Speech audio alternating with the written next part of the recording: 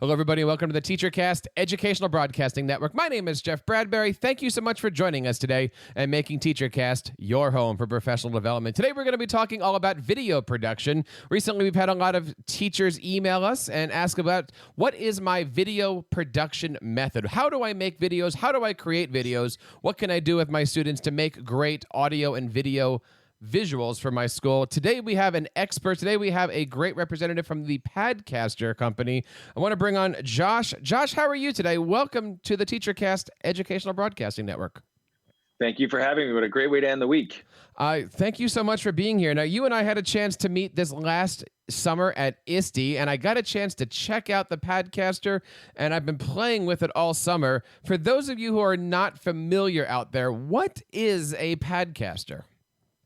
Well, it's sort of an all-in-one turnkey solution to turn your iPad, which happens to be an incredible camera to begin with, turn it into a more ergonomic, full-featured video production system for capturing video, for live streaming video, for, in terms of education, for doing morning announcements with your students, student news, live streaming graduations and sporting events and things. And, we found, since schools have them, they to be able to unlock that potential in them is really important. So it's, really hopefully something that can help elevate the experience of video production and sharing at schools.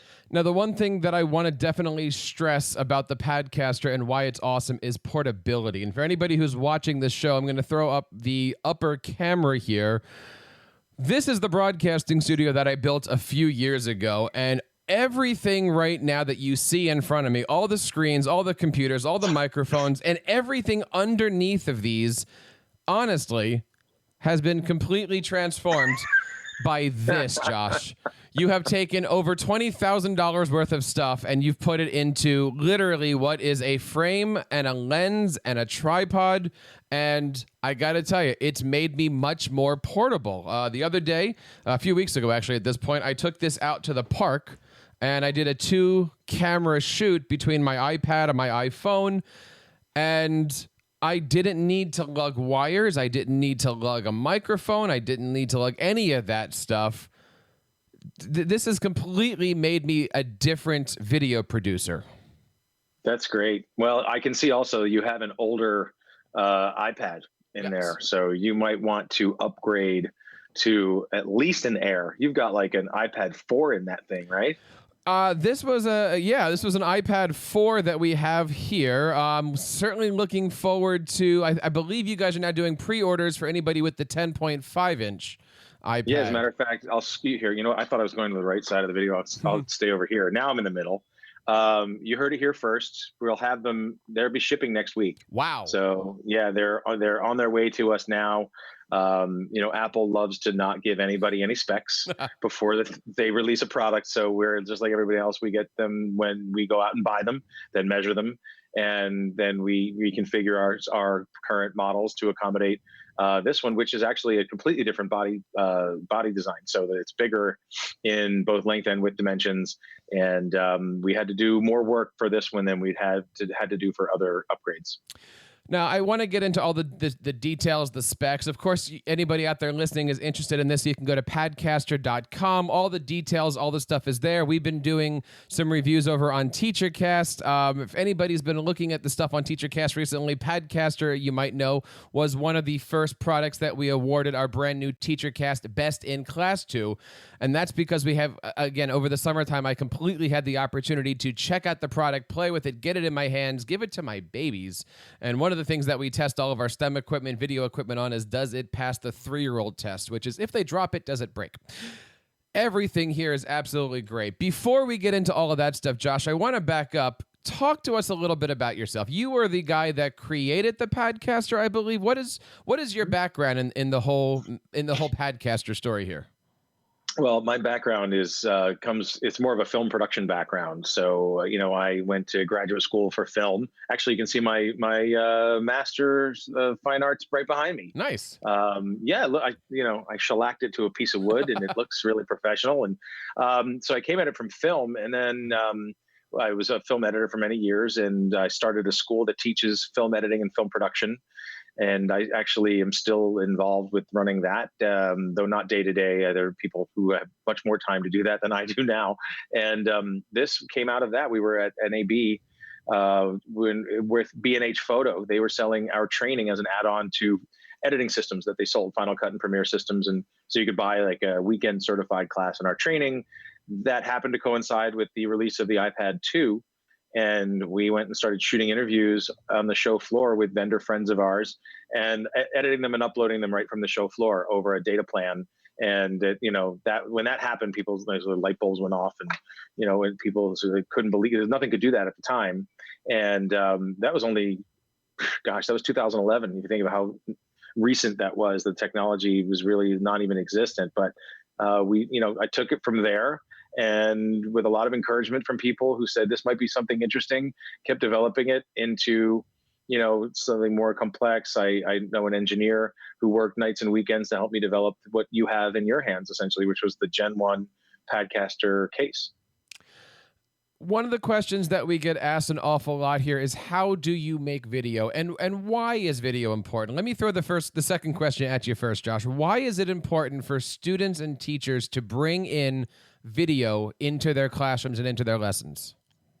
Well, it's important, but I have 3 kids, and there's I want to say it's a blessing and a curse. I'm not fully I haven't fully bought into video as like the ultimate learning tool, but I think as a way to express yourself as a student, a way to look at the world and learn about the world, it's unique because it can give you an experience that is so multi-dimensional.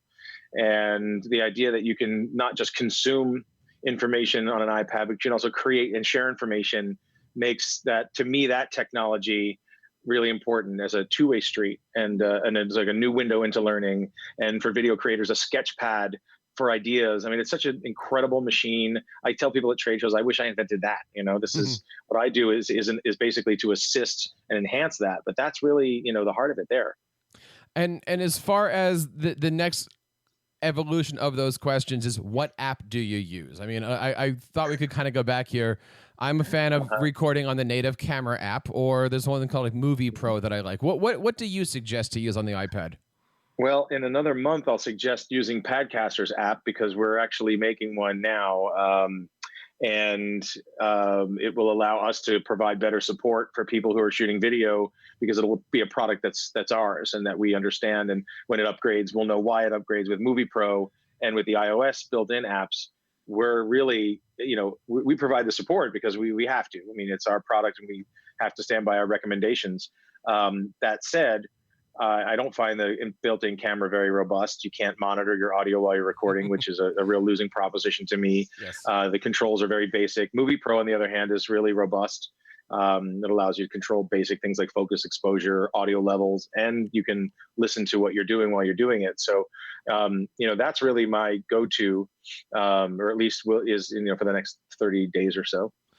And just so one more time, do we have a release date for that app yet, Josh?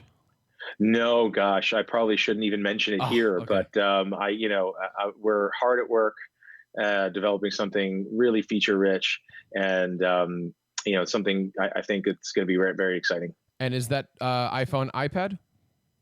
Yes, it will be. Maybe someday Android, but man, I don't know. When we're looking at the device, I mean, obviously the iPad gives you the flexibility to record. It gives you the flexibility of all of these different apps for editing. iMovie, am I saying this right? LumaFusion? Yep, that's a great editing tool right there. There's a lot of great ones that are out there. What's your editing app of choice? I didn't ask you that yet. Well, my editing app of choice is really a desktop application. Because I'm an editor and I come from the old school, I learned on film. So I'm looking at 2 screens on a Steenbeck with film reels and, confetti all over the place. So I like to have that real estate on the screen, and have, maybe my source material on one window and my timeline and my editing project on another. iMovie is great for something very fast, and I think Mhm. cutting on the iPad for short form work is completely fine. LumaFusion is the most feature rich editor I've ever seen, Yes. because it came from, ultimately, back in the beginning, it was Avid Studio, it was Avid's tablet or their iOS editor. And I've had a lot of experience over the years with Avid's desktop editing system, and I was telling people that's the best product Avid made in 10 years. And then they went and sold it to Corel, and it turned into Pinnacle Studio. And it's really gone around and around and around. And now it's settled into what it is currently, which is really best in breed. Hmm.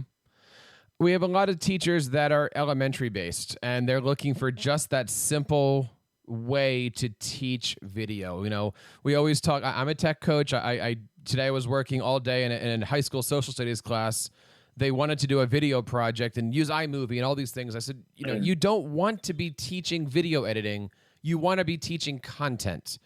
So, I was showing off create using a screencasting app, put it into a Google Slides, and just go slide, 30 seconds. Like, you don't have to teach editing. But for teachers out there that are looking for it, do you have any tips and tricks on teaching the art of editing? Maybe not gear the answer for the movie film club teacher, but for the general 3rd through 9th grade teacher who just wants to try this out. Maybe they're making morning announcements. Maybe they're doing some basic things. What advice do you give that person that's like, where do I start, man? Well, I think the first step, and it's not a hardware solution at all, is just be patient. And I think that because everything's so quick, and when film editing evolved from analog to digital, everyone thought that, well, just because it's digital, it's faster. So the process of editing should therefore be faster.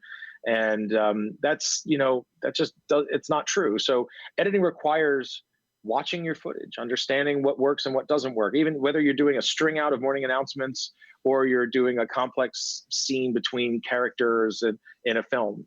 So, even in iMovie, sequencing your material and looking at it once it's sequenced without cutting anything out, just watching it out and seeing, taking notes and understanding what works and what doesn't, it really actually ends up reducing the amount of time because you're giving it the attention it deserves as a whole piece. And that way you can mark, on paper when you're watching it, where you want to make edit points, and then go back and do a more fine cut. But I think part of it is we expect everything to be so fast, and apps like I think Replay is the program GoPro acquired that will allow you to sort of throw everything into a sort of an editor blender, and it'll put music underneath it and try to pick what it decides is the sweet spot of every shot. And all these tools that make editing sort of automated, they sort of forget the fundamental thing, which is it's a human experience, it's an emotional experience. So whether you're a teacher teaching very young students or a professional cutting something on a higher level, it still takes the same tools, the same skill set as an editor. They're applied differently, but it's just pay attention, have patience, and edit and re-edit and re-edit. I echo and echo and echo that. Let me ask you the same question, but now let's talk to those film teachers that are out there. I work very closely with our film studio at our high school. Your editing app of choice. Are you an Avid guy? Are you an Adobe person? Are you a Final Cut person? What do you recommend to anybody out there? Well, I was sort of like the people who came up on Avid. That was what I learned digital editing on. And so I was exclusively an Avid editor because that was the only solution that existed. When Final Cut Pro version 1 came in 1999, I couldn't get on it fast enough. For $1,000, you could own something that essentially you could rent for $1,000 a week up until that point. So I switched. I never looked back. Final Cut has been, and even through its sort of rebirth or whatever you want to call it. I mean, a lot of people were very alienated by it when it relaunched as Final Cut X years ago. I stayed with it, and to me, specifically for short form, I don't know that I would cut long form, although I have cut half-hour pieces on it and things like that.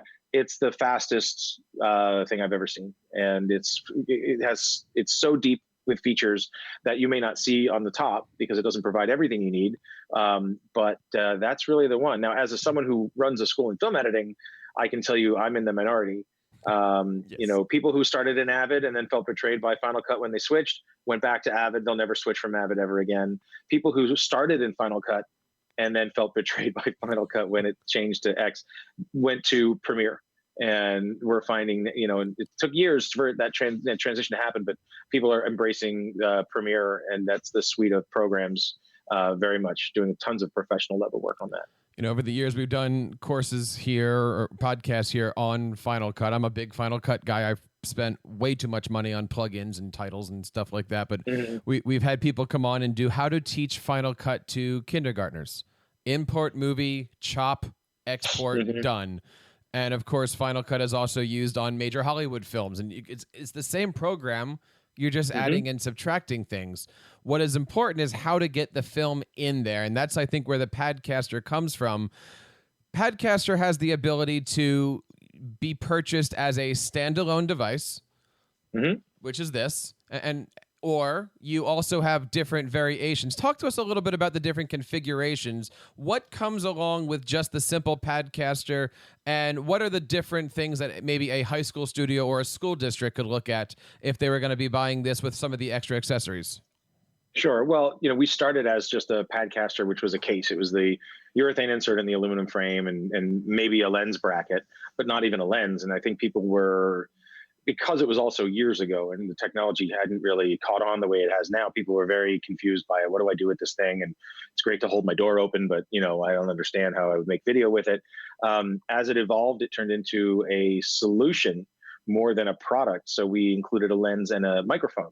And actually, I can show you the microphone that's on this microphone up here is the one that we chose. And there's a lens, a wide angle lens. It's not this. This is actually, I'll talk about it. It's evolved even more because as we started talking to people in education, we realized that even if we provided them with a lens and a microphone and a case for their iPad, then they still had to figure out what their tripod would be, their lighting would be, if they were doing any chroma key at all, how they would deal with the green screen. And so the product and then the solution evolved into the Padcaster Studio, which is really what every educator buys now. And I think it's great that they gave us so much positive feedback and great information saying, this is what I want. I don't want to have to go and get anything else once I buy this. I just want to know that I'm good in all of these different environments. I'm good to go, and that it'll fit in a backpack, which it does. It all fits into something like, completely portable, except for the tripod, I guess. That's in its own bag, but it'll strap onto the bag. So the Studio now comes with not just a shotgun microphone, but a lavalier microphone, an interview mic, a little stick microphone like this. So it really handles a number of different audio situations that you might find yourself in. And, it really kind of, I don't know, it's sort of an all-purpose, recording studio for video. The tripod's included, and we have a teleprompter now that people really, really love. It's just this tiny little teleprompter that mounts right in front of the lens. You can take any old phone or anything you can download an app to and just set it right in here and run text on a free teleprompter app. So instead of having to remember what you want to say, and for kids doing news, it's great because they come off looking like professional news anchors. They're looking directly into the camera lens when they're reading the teleprompter. That's how it's worked. So the reward you get for not memorizing anything is actually that you end up looking like you are talking into the viewer's soul. I mean, it makes a huge difference. And as we started bundling these things together, people responded so positively that the Ultimate Studio came to be the core education product. It does, you mentioned before, it comes with a green screen, but I don't think it would fit in here. So I don't think I'm gonna open it up or crash it down. It's a 5 foot by 7 foot green screen that folds into a ring that's about 32 inches, a disc that, it's sort of a whole podcast just to figure out how to fold it up. So I'll save that for another one. It is the all-in-one studio, and again, it is portable. I remember a couple years ago, for several years at ISTE, I would bring suitcases down and I would set up a table and we would do a live show, and I'd have to have a camera with all the equipment, and everything that I've done has been completely put into that backpack right there. It's funny, Josh. I'm excited and really upset at the same time with everything here because it's so portable. Talk to us a little bit about how easy this stuff is. You've got the light, you've got the microphone. Most teachers might get a little intimidated by that. What do we need to know when working with a light or a shotgun mic outside of make sure that there's batteries in there? Well, I'm not just the owner, I'm also tech support. So I get every question, and most of them are, my microphone doesn't work. I need to return it. My microphone's broken. Something's wrong with your mic. And it's sometimes the battery. I won't kid you. I respond by saying, look, I'm going to ask you a series of stupid questions, just making sure that that we can rule out a couple possibilities. And more often than not, they have the batteries in their microphones. The shotgun mic takes a 9 volt, and the lavalier takes a battery that's included with it, actually. So if it's not that, then 99% of the time it's that they're shooting on the built-in camera app on the iPad.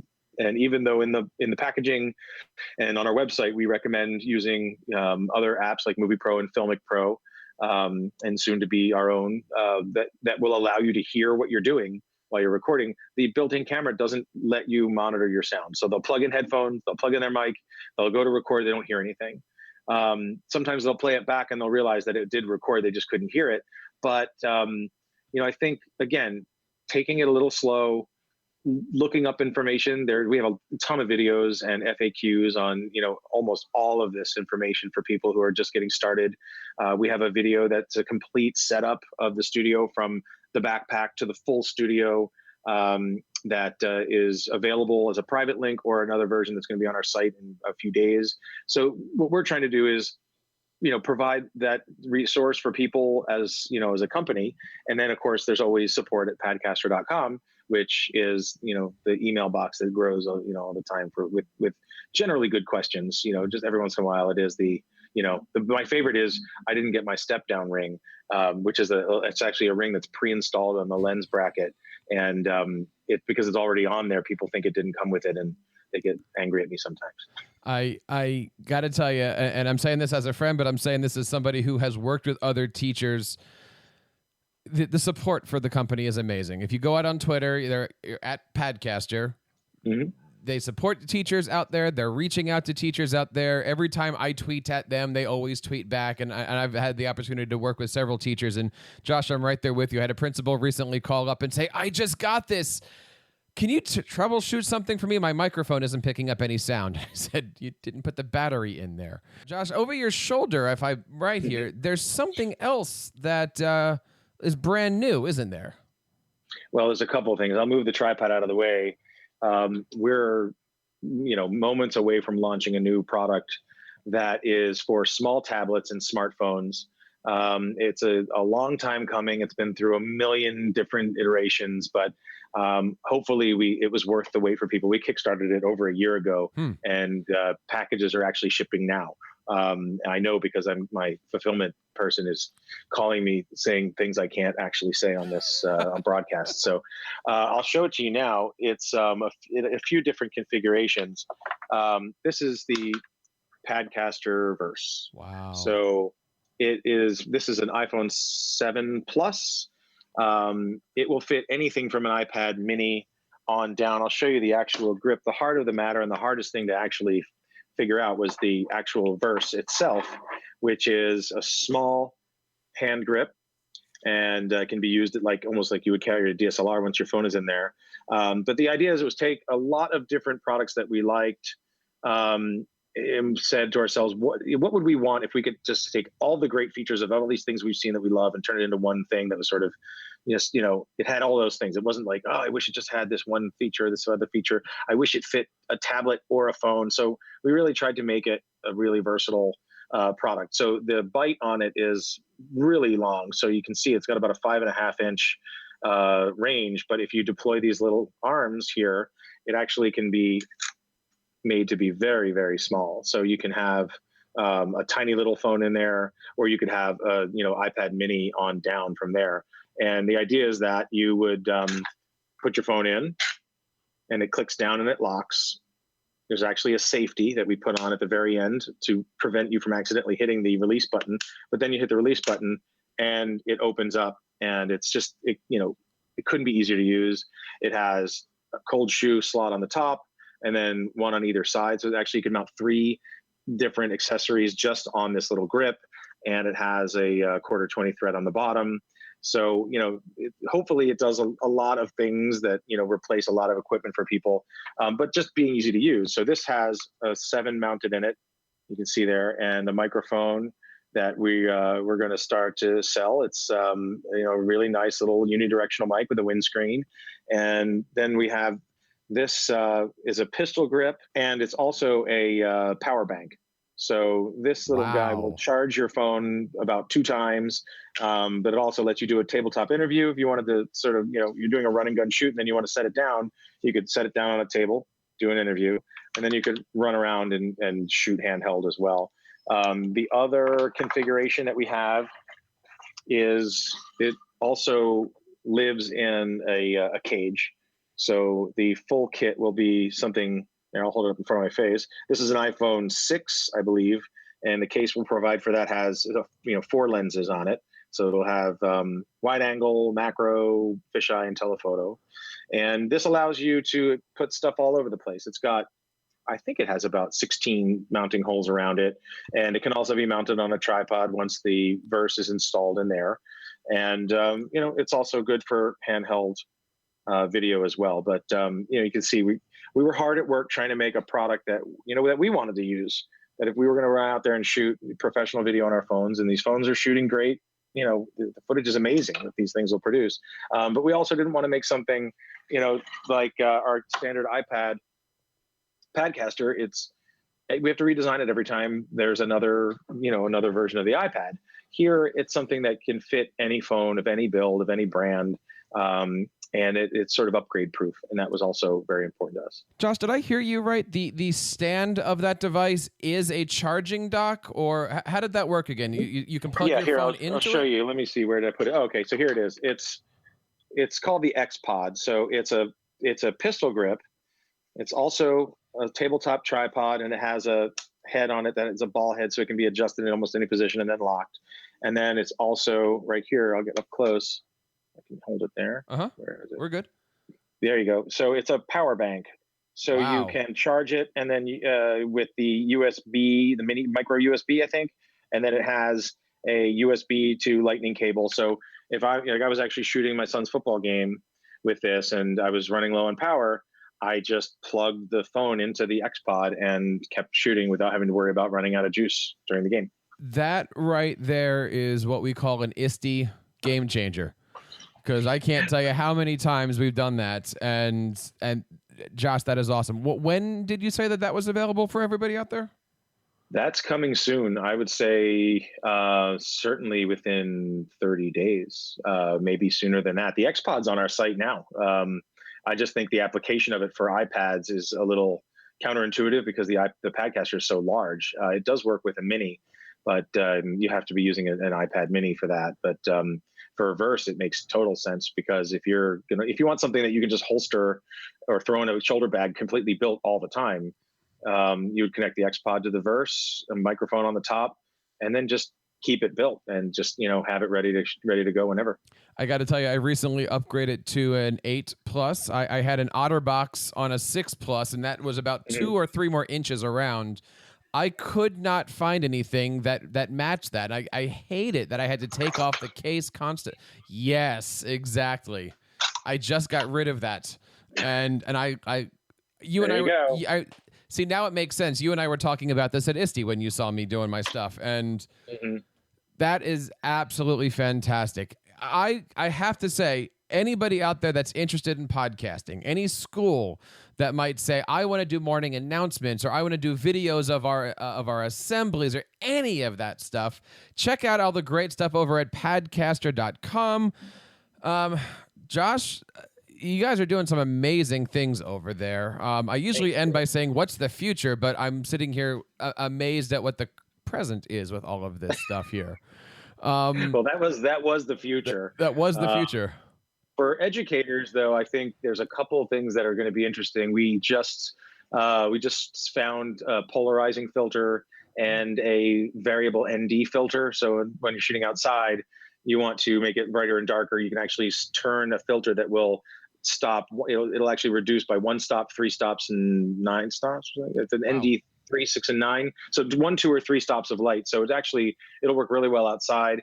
Another thing that I'm really excited about is we're making a hood.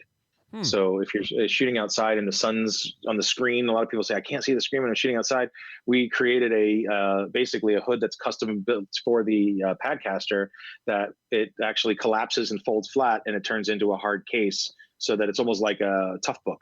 Wow. And you don't have to take the iPad out. It protects the glass when it's closed. So a couple of cool things coming up. I think, outside of Verse, I guess that's to me the most exciting. That's kind of cool. I'm looking forward to seeing that stuff in action here. I got to tell you that running around here with the Padcaster and a bunch of 3-year-olds has certainly been a fun experience here. All right, I want to just take a left turn on this show here and bring up something recently with the iPad. This is total video nerd stuff, but what's your opinion these days on augmented reality and the fact that all the phones and probably next year the iPads are going to be AR? Do you see us doing live Padcaster video where you see a 3D dinosaur walking around? I mean, what is your take on all this AR stuff that's popping out? We're already looking at what the potential could be, certainly in education. I mean, imagine sending your students out on a scavenger hunt and you want to learn about history, and round the corner and there's a historical figure giving a speech, or there's something that happened in that spot 200 years ago that you can observe as if it's right in front of you. I mean, that's one of about 1,000 applications of AR that are, they're going to start happening. I mean, people are now developing all kinds of things. I think that there's a ton of potential, and I've seen external sensors built for iOS devices already that you can mount, that we'll probably find something that we can mount, right here on top of the lens, or I guess there's the lens, so that you can actually be mapping spaces and building things that, that you can bring into that experience. I think it's going to be, absolutely huge. My kids and I have been playing augmented reality basketball, and just something as simple as that. The kids are getting a kick out of this thing, and I'm actually watching them run around the phone trying to find this imaginary basketball net. They're having a good time with it. It's better than Pokemon Go. Yes, it certainly is. Josh, I gotta say, the equipment is fantastic. The future for Padcaster is amazing. One more time, tell us where we can find the great stuff that you guys have here, and talk to us one more time about that whole studio setup that school districts are purchasing. Okay, so find us very easy. It's padcaster.com. Don't let your computer autocorrect the A to an O. We have a lot of people who assume it's Podcaster. It is Padcaster with an A. And yeah, you'll find everything. You'll find all of our products, all of our how-to videos. You'll find examples of things that have been shot on iPads, live stream events that we've done, so that if people want to, live stream graduations or, school events, they can see how we went about doing it and get in touch with us for more information. But the studio is right there for education. The Ultimate Studio is really this all-in-one turnkey production studio. It replaces so many things that people felt that they needed, and about 2 miles of cable that are no longer necessary. It's, imagine taking 4K video and bringing great sound, great optics, teleprompters, green screens. We now have dolly wheels that everybody wants to roll their kit from one class to the next because they don't want to crash it down. But imagine having that. And then if you did want to crash it down, being able to throw it on your back in a backpack and just taking it from place to place. So we want it to be intuitive and easy for educators, because not all educators are video professionals, and something that, makes it fun for people to learn on. And I think that's really the point. Check out everything happening over at padcaster.com. Josh, thank you so much, not only for supporting TeacherCast and sharing these great products with us, but for making them for teachers and making this technology easy for literally pre-K, because I've got 3-year-olds, through everywhere on the education. Congratulations on such a great product line.